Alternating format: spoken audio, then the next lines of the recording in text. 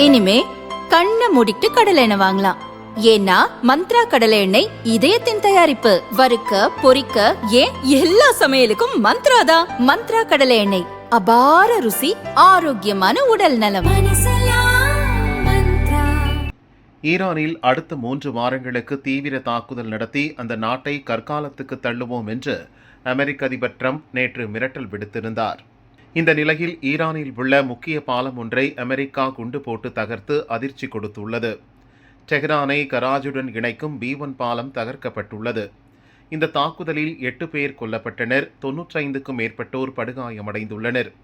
பாலம் தகர்க்கப்பட்ட வீடியோவை அமெரிக்க அதிபர் ட்ரம்ப் தனது சமூக வலைதள பக்கத்தில் வெளியிட்டு ஈரானுக்கு மிரட்டல் விடுத்துள்ளார்.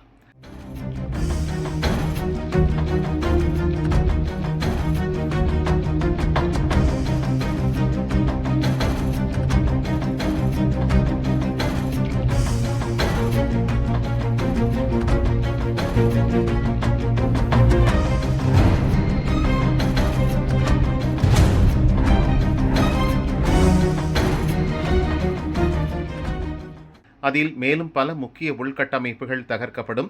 எனவே காலம் கணக்கு முன்பு ஈரான் ஒப்பந்தம் செய்து கொள்ள முன்வர வேண்டும் என்று ட்ரம்ப் எச்சரித்துள்ளார்.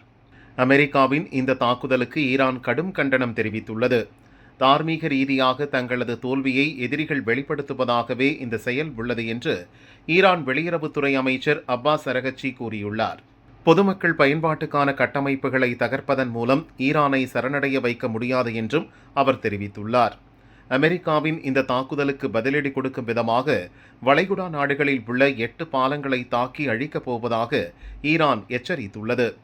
குவைத், ஐக்கிய அரபு அமீரகம், சவுதி அரேபியா உள்ளிட்ட நாடுகளில் முக்கிய பாலங்களும் இதில் அடங்கும். இதனால் மேற்காசியாவில் போர் பதற்றம் மேலும் அதிகரித்துள்ளது.